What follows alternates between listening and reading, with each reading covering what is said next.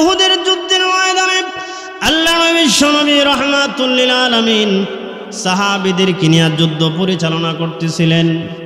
ওই সময় হঠাৎ ইবলিসের পক্ষ থেকে, শয়তানের পক্ষ থেকে একটি ভুয়া খবর প্রচারণ করতে শুরু করলেন। কতিলা মুহাম্মদ, মুহাম্মদ আর দুনিয়াতে নাই, বিদায় হয়ে গেছেন। সাহাবায়ে কেরামের মন ভেঙে ফেলার জন্য, আস্থা ভেঙে ফেলার জন্যে বেঈমান মুনাফিকরা এমন একটা ভুয়া খবর প্রচলন করে দিয়ে দিলেন। সাহাবীদের মধ্যে এই আওয়াজটা যখন পৌঁছে গেল, মদিনাতে যখন এই আওয়াজটা যখন পৌঁছে গেল, আল্লাহ নবী আর দুনিয়াতে না, যুদ্ধের ময়দানে বিশ্বনবী শাহাদত বরণ করেছেন। কাফের বেঈমানরা বিশ্বনবীকে শাহাদত বরণ করায় দিয়েছেন। এই আওয়াজটা যখন যুদ্ধের ময়দানে ছড়িয়ে পড়ল, সাহাবীরা কান্না শুরু করে দিলেন। হযরত আলী রাদিয়াল্লাহু আনহু যুদ্ধের ময়দানে মাথা মাটির মধ্যে রেখে সিজদার মধ্যে পড়ে আল্লাহ রাব্বুল আলামিনকে ডাকলেন, প্রভু ও রব্বে কারীম, আমাদের নবীকে ঈসা রূহুল্লাহর মতো আসমানে উঠায় নিও না। প্রভু গো, আমার নবীর তো কোনো খবর পাইতেছি না। হযরত আলী রাদিয়াল্লাহু আনহু বলেন, আমার নবী যদি নবীকে না পাওয়া যায়, তাইলে এই জীবন কার জন্য রাখবো? এই জীবন তো রাখার কোনো দরকার না। এমনভাবে হতাশ তারা নবীর জন্য পাগল পারা হয়ে যাচ্ছিলেন। এমন সময় আবু উবাইদা বিন জাররাহ রাদিয়াল্লাহু তাআলা আনহু বলে, আলী, চিন্তার কোনো কারণ নাই, আমার রাসূল এখনো দুনিয়াতে জীবিত আছেন। সুবহানাল্লাহ। আলী রে, আমার নবী উহুদের একটি গুহার মধ্যে তিনি অনেক আঘাত নিয়ে তিনি গুহার মধ্যে পড়ে আছেন। আল্লাহ নবী বিশ্বনবী রাহমাতুল লিল আলামিন ওনার কপাল মুবারক দিয়া লোহার একটি তীর ঢুকে গিয়েছিল, যার জন্য রাসূলের দাঁত মুবারক শহীদ হয়েছিলেন। আল্লাহ নবী রক্তাক্ত অবস্থায় যুদ্ধের ময়দানে উহুদের পাহাড়ের গুহার মধ্যে রাসূল পড়ে আছিলেন। ওই সময় হযরতে আলী রাদিয়াল্লাহু আনহু দৌড়ায় গেলেন, যুদ্ধের ময়দানে গুহার দিকে চলে গেলেন। ওই সময় আবু উবাইদা বিন জাররাহ রাদিয়াল্লাহু তাআলা আনহু তিনি আগ বেড়ে দৌড়াইয়া বিশ্বনবী রাহমাতুল লিল আলামিন খেদমতের জন্য যেই লোহার কড়াটা রাসূলের মাথা মুবারকের ভিতরে ঢুকে গিয়েছিল, ওই লোহার কড়াটা বের করার জন্য আবু উবাইদা বিন জাররাহ তিনি সর্বপ্রথম কামড় দিয়া টান দিলেন। কিতাবের মধ্যে উল্লেখ করেছেন একটা কড়া বের হলো, কিন্তু সাথে সাথে উবাইদা বিন জাররাহর একটা দাঁতও সঙ্গে সঙ্গে পড়ে গেল। আরেকটি কড়া খোলার জন্য আল্লাহ নবীর সাহাবী আবার কামড় দিলেন। আবার যখন কামড় দিয়ে আরেকটা লোহার কড়া বের করে নিয়ে আসলেন, ওই সময় আরেকটা দাঁত আবু উবাইদা বিন জাররাহর শাহাদত বরণ হয়ে গেল। এই ছিল সাহাবায়ে কেরামের ভালোবাসার মহব্বত। আবু উবাইদা বিন জাররাহ বলেন, আমার একটা দুইটা দাঁত কেন গো, আমার 32টা দাঁতও যদি চলে যায়, আমার জীবনও যদি উৎসর্গ করে দেয়, এরপর আমার রাসূলের যেন কোনো কষ্ট না হয়। এই ছিল সাহাবায়ে কেরামের ভালোবাসা। ভাইরা আমার, হযরত আবু বকর সিদ্দিক রাদিয়াল্লাহু তাআলা আনহু, ওনার ভিতরে আল্লাহ রাসূলের আজমত আর ভালোবাসা এই পরিমাণ ছিল। এজন্য বিশ্বনবী রাহমাতুল লিল আলামিন বলেন, রে আমার উম্মতেরা, যারা আমাকে মহব্বত করবে, আমার সুন্নতের অনুসরণ করবে, সুন্নতের মহব্বত করবে, মান আহাব্বা সুন্নতি ফাকাদ আহাব্বানি ওয়া মান আহাব্বানি কানা মাই ফিল জান্নাহ। আল্লাহ নবী বিশ্বনবী রাহমাতুল লিল আলামিন বলেন, যারা আমার সুন্নতের মহব্বত করবে, সে যেন আমি রাসূলের মহব্বত করলো, আর আমি রাসূলের মহব্বত করলে সে জান্নাতে আমার পাশাপাশি অবস্থান করবে।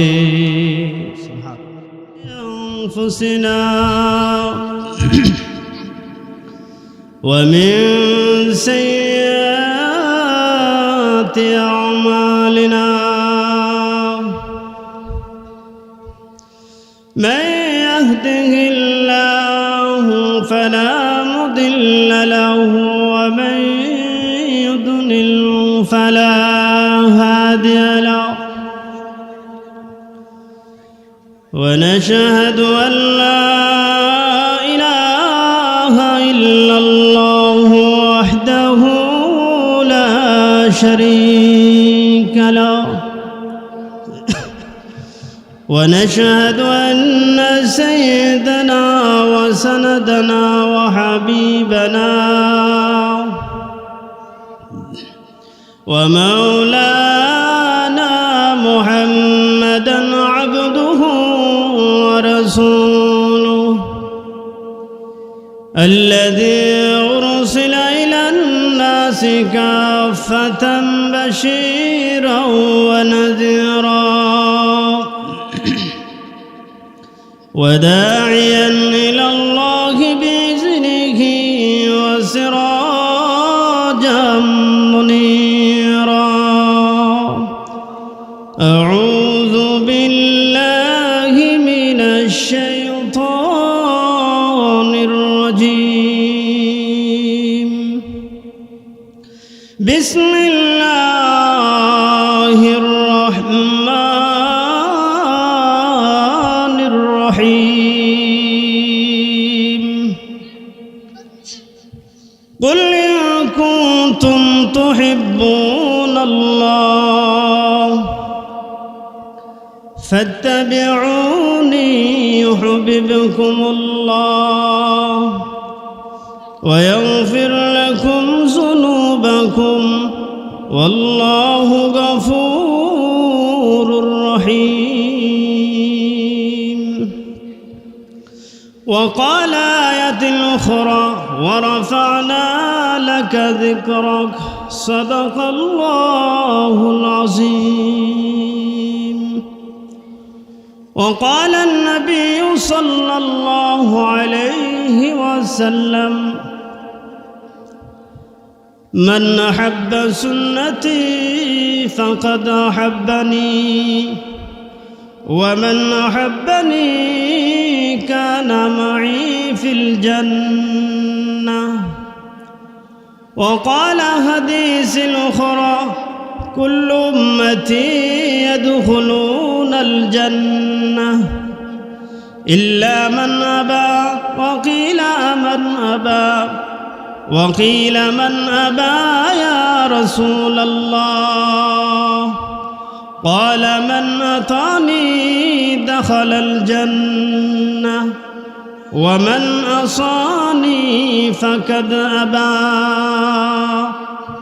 أو كما قال عليه الصلاة والسلام صلى الله على سيدنا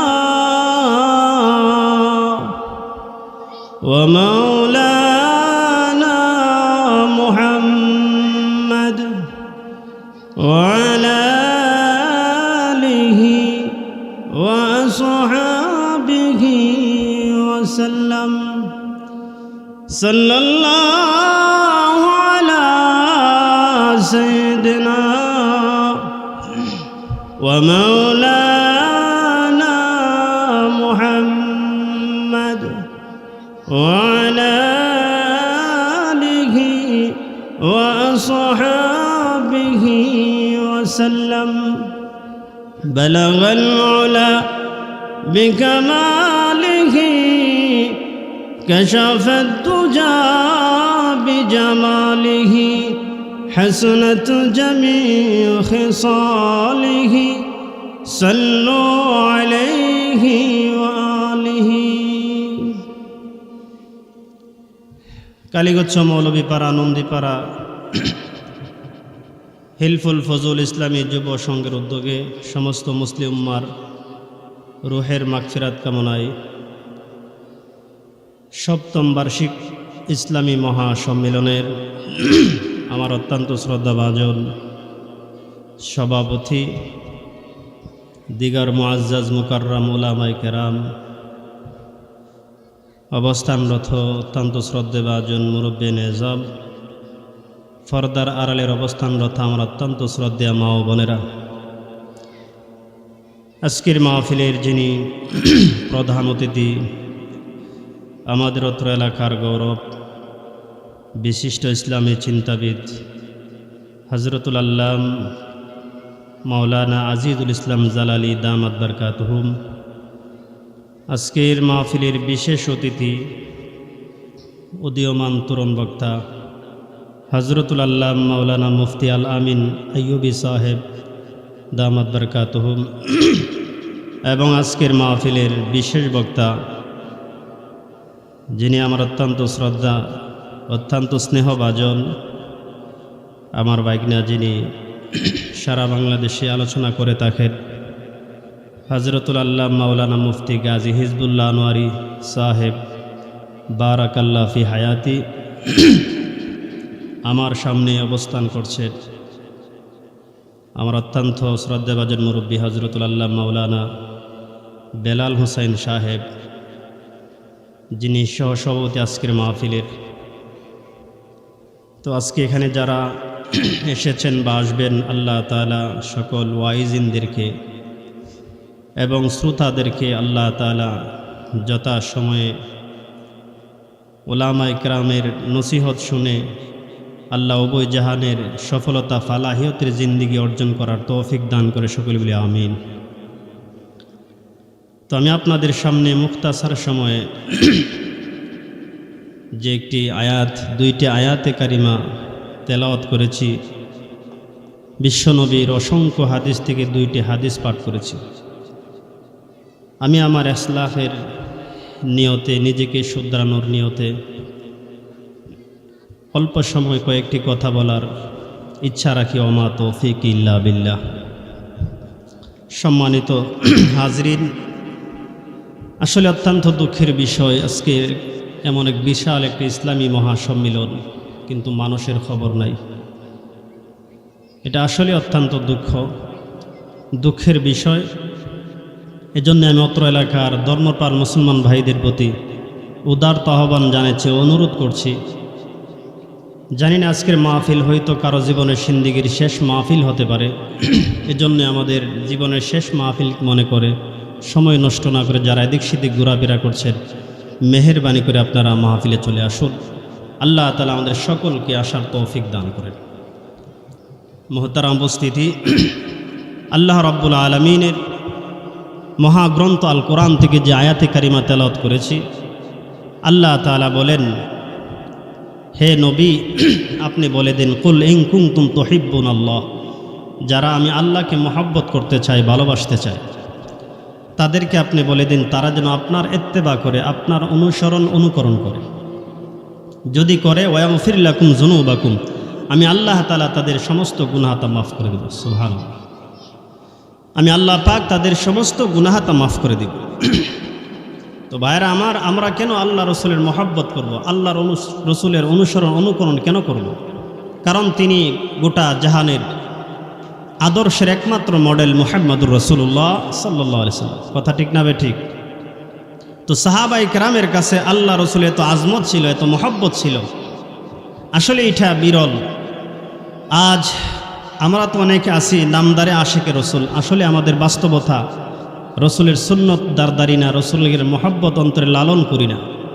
সাহাবায়ে কেরামের প্রতি, আল্লাহ রসুলের প্রতি সাহাবায়ে কেরামের কি পরিমাণ ভালোবাসা, শ্রদ্ধা ছিল, আজমত ছিল, মহব্বত ছিল। তো সাহাবায়ে কেরাম আল্লাহ রসুলকে মহব্বত করতে গিয়ে নিজের জীবনটা মুহূর্তের মধ্যে বিলীন করে দিয়েছেন। নিজের জীবনটাকে তারা দ্বিধা করে নাই আল্লাহ রাস্তা কুরবানি করতে। তো সাহাবায়ে কেরামের আদর্শের নমুনা যদি আমরা গ্রহণ করতে পারতাম, তাহলে আমরাও কিছু হলেও দুনিয়া আখিরাতের সফলতার জিন্দেগি আমরা অর্জন করতে পারতাম। তো আল্লাহর নবী, বিশ্ব নবী রহমাতুল লিল আলামিনের ইজ্জত সম্মান আল্লাহ কেমন দান করছেন?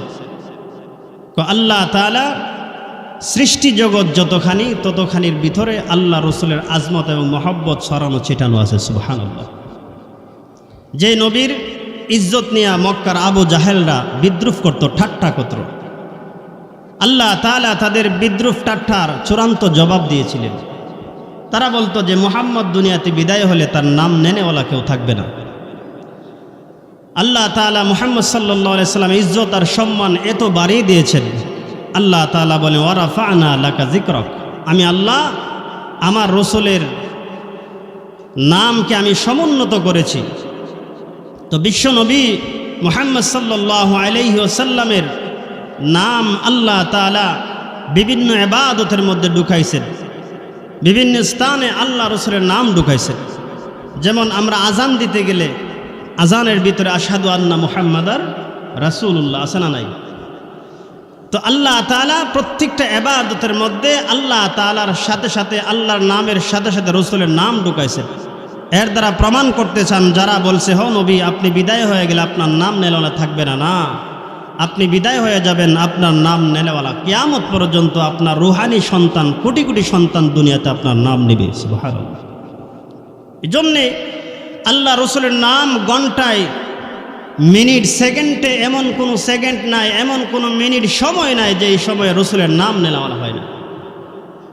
আমাদের পৃথিবীর মুসলমানদের শেষ পূর্ব দিগন্তে হচ্ছে ইন্দোনেশিয়া, সেখান থেকে আজানের ধ্বনি শুরু হয়। তো আল্লাহ তাআলা এভাবে সময়ের ব্যবধান করে দিয়েছেন যাতে প্রতিটা সময় প্রতিটা মুহূর্ত আল্লাহ রসুলের নাম মানুষ নিতে থাকে। সুবহানাল্লাহ। তো ভাইরা আমার, আল্লাহর নবী বিশ্ব নবী রহমাতুল লিল আলামিন, ওনাকে মহব্বত করব এজন্যে, ওনার অনুকরণ করব এজন্যে, কারণ আল্লাহর নবীর মহব্বত আল্লাহর রসুলের অনুসরণ অনুকরণের মধ্যেই আমাদের জন্য রয়েছে সফলতা। তাই আল্লাহ রাব্বুল আলামিন বলেন, হে নবী আপনি বলুন, আপনি বলে দেন, কুল ইন কুনতুম তুহিব্বুনাল্লাহ, যারা আমি আল্লাহকে মহব্বত করতে চাই, ভালোবাসতে চাই, তাদেরকে বলুন তারা যেন ফাত্তাবিউনি ইউহিব্বুকুমুল্লাহ, তারা যেন আপনার ইত্তেবা করে, আপনার অনুকরণ করে, তাহলে আমি আল্লাহ তাদেরকে মহব্বত করব। সুবহানাল্লাহ। শুধু মহব্বত করব না, ওয়াগফির লাকুম যুনুবাকুম, আমি আল্লাহ তাদের সমস্ত গুনাহ তা মাফ করে দিব। সুবহানাল্লাহ। এজন্য ভাইরা আমার, আল্লাহর নবী বিশ্ব নবী রাহমাতুল লিল আলামিন, ওনাকে সাহাবায়ে কেরাম কি পরিমাণ মহব্বত আর ভালোবাসতেন। আল্লাহর নবী বিশ্ব নবী রাহমাতুল লিল আলামিনকে সাহাবীরা জীবনের চাইতে বেশি মহব্বত করতেন। আল্লাহর নবী বিশ্ব নবী জিহাদের ময়দানে রওনা হয়ে গেলেন। এক মহিলা আল্লাহ রাসূলের সামনে ছোট একটা শিশু বাচ্চা কোলে নিয়ে আল্লাহ রসুলকে নিয়ে আসছেন, রসুলের সামনে বাচ্চা হাদিয়া দেওয়ার জন্য নিয়ে আসছেন। আল্লাহ নবী বিশ্ব নবী রাহমাতুল লিল আলামিন বলেন, মাগো ও মা, তুমি কেন শিশু সন্তান আমার জন্য নিয়ে এসেছো? ওই মহিলা বলেন, ইয়া রাসূলুল্লাহ, ইয়া হাবিবাল্লাহ, ও আল্লাহর নবী, আমি জানি যুদ্ধের ময়দানে আমার সন্তান যুদ্ধ করতে পারবে না, কারণ কুলের বাচ্চা শিশু সন্তান কেমনে যুদ্ধ করবে? আল্লাহ নবী বলেন, মাগো তোমার সন্তান শিশু সন্তান কোনো কাজেই তো যুদ্ধের ময়দানে আসবে না, হ্যাঁ মা তুমি কেন সন্তান নিয়ে আসলে? আল্লাহ নবী রাহমাতুল লিল আলামিনকে লক্ষ্য করে বলেন, ও নবীজি, ইয়া রাসূলুল্লাহ, ইয়া হাবিবাল্লাহ, ওগো আল্লাহর নবী, আমি জানি আমার সন্তান তো যুদ্ধ করতে পারবে না, যুদ্ধের সামানা আগায় দিতে পারবে না, কিন্তু নবী গো, আমি এজন্য আমার সন্তানটা আপনাকে হাদিয়া দিলাম, কারণ আপনি যখন যুদ্ধের ময়দানে যুদ্ধ পরিচালনা করতে থাকবেন, আপনাকে লক্ষ্য করে কাফের বেঈমানরা তীর নিক্ষেপ করবে। ওগো নবীজি, যেই দিক থেকে তীর আসবে গো, ওই দিকে আমার সন্তানটাকে আপনি তুলে ধরবেন। সুবহানাল্লাহ। ওগো নবীজি, আমার সন্তানের দেহের মধ্যে তীর নিক্ষেপ হবে, তীর আপনার দেহের মধ্যে লাগবে না, যেদিক থেকে তীর আসবে সেদিকে আমার সন্তানকে ধরে দিবেন। ওগো নবীজি, আমার সন্তান একটা কেন এমন হাজার সন্তানের জীবন চলে যাইতে পারে, আমার হাজার সন্তানের জীবনের বিনিময় হলে গো আপনার দেহে যেন সামান্যতম পরিমাণ আঁচ এবং আচরণ না লাগে। সুবহানাল্লাহ। নবীজি, আমার সন্তানের জন্য অন্য কোনো কাজে না লাগলেও ডাল হিসেবে, যুদ্ধের ময়দান হিসাবে ব্যবহার করতে পারবেন। এই ছিল সাহাবায়ে কেরামের ভালোবাসা, রাসূলের প্রতি আজমত আর মহব্বত। যেমন যুদ্ধের ময়দানে, উহুদের যুদ্ধের ময়দানে আল্লাহ নবী বিশ্ব নবী রাহমাতুল লিল আলামিন সাহাবীদেরকে নিয়ে যুদ্ধ পরিচালনা করতেছিলেন।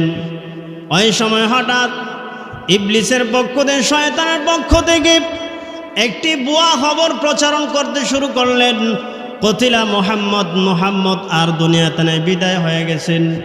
সাহাবায়ে কেরামের মন ভেঙে ফেলার জন্য, আস্থা ভেঙে ফেলার জন্যে বেঈমান মুনাফিকরা এমন একটা ভুয়া খবর প্রচলন করে দিয়ে দিলেন। সাহাবীদের মধ্যে এই আওয়াজটা যখন পৌঁছে গেল, মদিনাতে যখন আওয়াজটা যখন পৌঁছে গেল, আল্লাহ নবী আর দুনিয়াতে না, যুদ্ধের ময়দানে বিশ্ব নবী শাহাদত বরণ করেছেন। কাফের বেঈমানরা বিশ্ব নবীকে শাহাদত বরণ করায় দিয়েছেন। এই আওয়াজটা যখন যুদ্ধের ময়দানে ছড়িয়ে পড়ল, সাহাবীরা কান্না শুরু করে দিলেন। হযরত আলী রাদিয়াল্লাহু আনহু যুদ্ধের ময়দানে মাথা মাটির মধ্যে রেখে সিজদার মধ্যে পড়ে আল্লাহ রাব্বুল আলামিনকে ডাকলেন, প্রভু ও রব্বে কারীম, আমাদের নবীকে ঈসা রূহুল্লাহর মতো আসমানে উঠায় নিও না।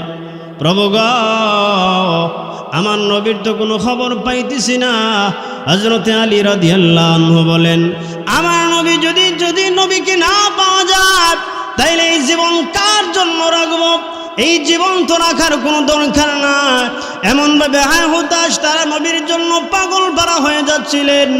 এমন সময় আবু উবাইদা বিন জাররাহ রাদিয়াল্লাহু তাআলা আনহু বলে, আলী, চিন্তার কোনো কারণ নাই, আমার রাসূল এখনো দুনিয়াতে জীবিত আছেন। সুবহানাল্লাহ। আলী রে, আমার নবী উহুদের একটি গুহার মধ্যে তিনি অনেক আঘাত নিয়ে তিনি গুহার মধ্যে পড়ে আছেন। আল্লাহ নবী বিশ্বনবী রাহমাতুল লিল আলামিন ওনার কপাল মোবারক দিয়া লোহার একটি তীর ঢুকে গিয়েছিল, যার জন্য রাসূলের দাঁত মোবারক শহীদ হয়েছিলেন। আল্লাহ নবী রক্তাক্ত অবস্থা যুদ্ধের ময়দানে উহুদের পাহাড়ের গুহার মধ্যে রাসূল পড়ে আছিলেন। ওই সময় হযরত আলী রাদিয়াল্লাহু আনহু দৌড়ায় গেলেন, যুদ্ধের ময়দানে গুহার দিকে চলে গেলেন। ওই সময় আবু উবাইদা বিন জাররাহ রাদিয়াল্লাহু তাআলা আনহু তিনি আগ বেড়ে দৌড়াইয়া বিশ্বনবী রাহমাতুল লিল আলামিন খেদমতের জন্য যেই লোহার কড়াটা রাসূলের মাথা মোবারকের ভিতরে ঢুকে গিয়েছিল, ওই লোহার কড়াটা বের করার জন্য আবু উবাইদা বিন জাররাহ তিনি সর্বপ্রথম কামড় দিয়া টান দিলেন। কিতাবের মধ্যে উল্লেখ করেছেন একটা কড়া বের হলো, কিন্তু সাথে সাথে উবাইদা বিন জাররার একটা দাঁতও সঙ্গে সঙ্গে পড়ে গেল। সুবহানাল্লাহ। আরেকটি কড়া খোলার জন্য আল্লাহ নবীর সাহাবী আবার কামড় দিলেন। আবার যখন কামড় দিয়ে আরেকটা লোহার কড়া বের করে নিয়ে আসলেন, ওই সময় আরেকটা দাঁত আবু উবাইদা বিন জাররার শাহাদত বরণ হয়ে গেল। এই ছিল সাহাবায়ে কেরামের ভালোবাসার মহব্বত। আবু উবাইদা বিন জাররাহ বলেন, আমার একটা দুইটা দাঁত কেন গো, আমার 32টা দাঁতও যদি চলে যায়, আমার জীবনও যদি উৎসর্গ করে দেয়, এরপর আমার রাসূলের যেন কোনো কষ্ট না হয়। এই ছিল সাহাবায়ে কেরামের ভালোবাসা। ভাইরা আমার, হযরত আবু বকর সিদ্দিক রাদিয়াল্লাহু তাআলা আনহু ওনার ভিতরে আল্লাহ রাসূলের আজমত আর ভালোবাসা এই পরিমাণ ছিল। এজন্য বিশ্বনবী রাহমাতুল লিল আলামিন বলেন, রে আমার উম্মতেরা, যারা আমাকে মহব্বত করবে, আমার সুন্নতের অনুসরণ করবে, সুন্নতের মহব্বত করবে, মান আহাব্বা সুন্নতি ফাকাদ আহাব্বানি ওয়া মান আহাব্বানি কানা মাই ফিল জান্নাহ। আল্লাহ নবী বিশ্বনবী রাহমাতুল লিল আলামিন বলেন, যারা আমার সুন্নতের মহব্বত করবে, সে যেন আমি রাসূলের মহব্বত করলো, আর আমি রাসূলের মহব্বত করলে সে জান্নাতে আমার পাশাপাশি অবস্থান করবে। সুবহানাল্লাহ। আল্লাহ নবী রাহমাতুল লিল আলামিন অন্য হাদিসের মধ্যে বলেন, লা ইউমিনু আহাদুকুম হাত্তা আকুনা হাব্বা ইলাই মিন ওয়ালিদিহি ওয়া ওয়ালাদিহি ওয়ান নাসি আজমাইন। উম্মতেরা রে, তোমাদের ঈমান পরিপূর্ণ হবে না, কামেল মুকাম্মেল ততক্ষণ পর্যন্ত হবে না, যতক্ষণ পর্যন্ত তোমার জীবনের চাইতে, তোমার সন্তানের চাইতে, তোমার মাতা পিতা এমন পৃথিবীর সব চাইতে যদি আমি বিশ্ব নবীকে বেশি মহব্বত না করো, ততক্ষণ পর্যন্ত তোমার ঈমান পূর্ণতা লাভ করবে না। সুবহানাল্লাহ। তাহলে আল্লাহ রাসূলকে যদি জীবনের চাইতে ভালোবাসতে পারি, তাহলেই আমাদের ঈমান পূর্ণতা লাভ করবে। সুবহানাল্লাহ। তাহলে ঈমানের পূর্ণতা লাভের মধ্যে, ঈমান পূর্ণতা অর্জন করতে হলে আল্লাহ রাসূলের মহব্বত দরকার আছে না নাই? রাসূলের মহব্বত, সুন্নতের মহব্বত আছে না নাই? সাহাবায়ে কেরাম জীবনের চাইতে আল্লাহর নবী বিশ্ব নবীকে বেশি মহব্বত করতেন। এজন্য তাদের নাম আজ তারা দুনিয়াতে নাই, 1400 বছর আগে পৃথিবীতে বিদায় হয়ে গেছেন। আজও সাহাবায়ে কেরামের নাম আছে না নাই? আরো জোরে কোন, কতদিন থাকবে? কিয়ামত পর্যন্ত সাহাবায়ে কেরামের নাম স্বর্ণের অক্ষর লেখা থাকবে। কথা ঠিক না বেঠিক?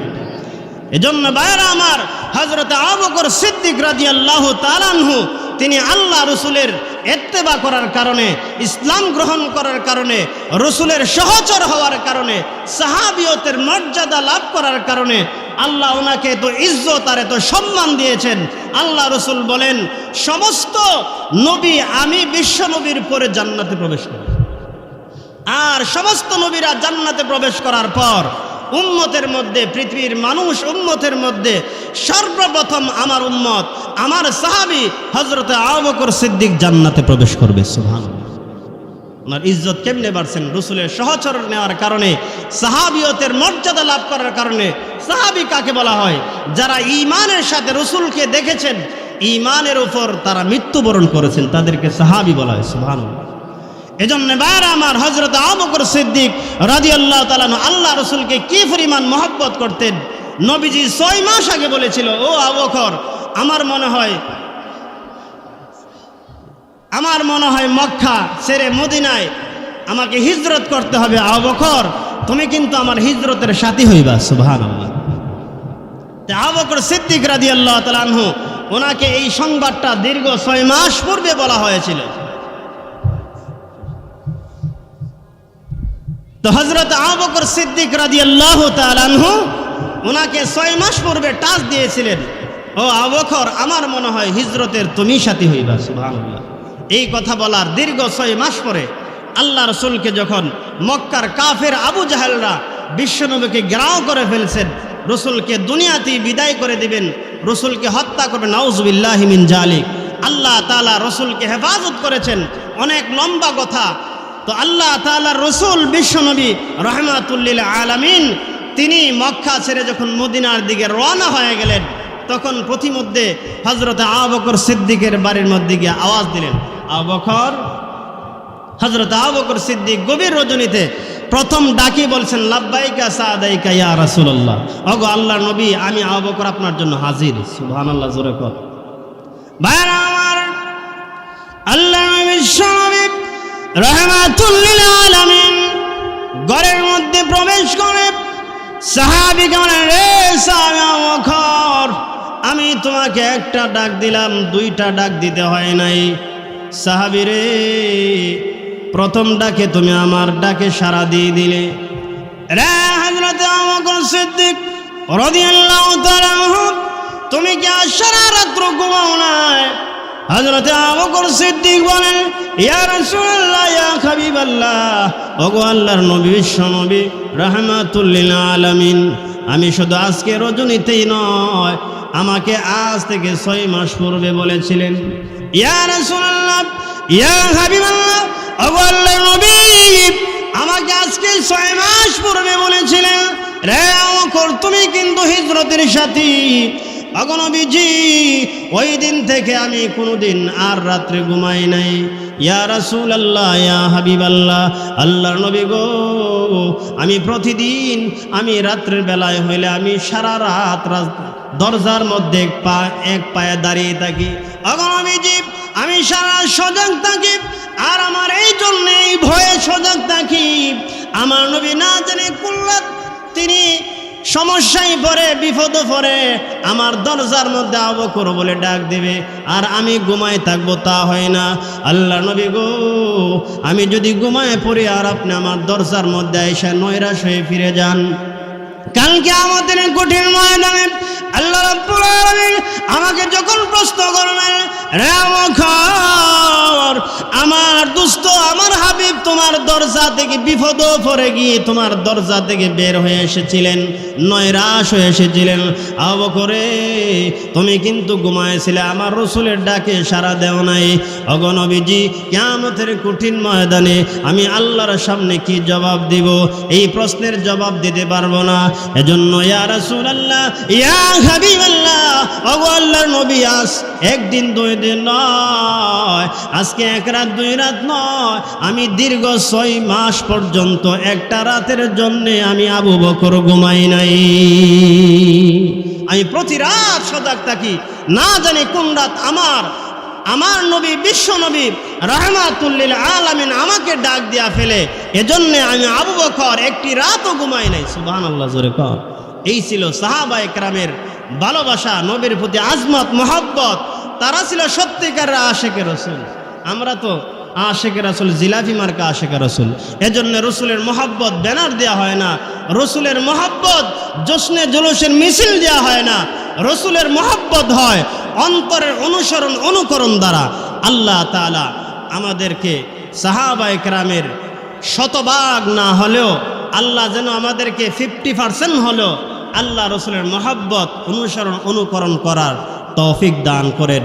সকলকে আল্লাহ তাআলা এমন রসুলের মহব্বতওয়ালা জিন্দিগি গড়াইবার, রসুলের সুন্নত জিন্দিগি আঁকড়িয়ে ধরার তৌফিক দান করে। সকল বলে আমিন।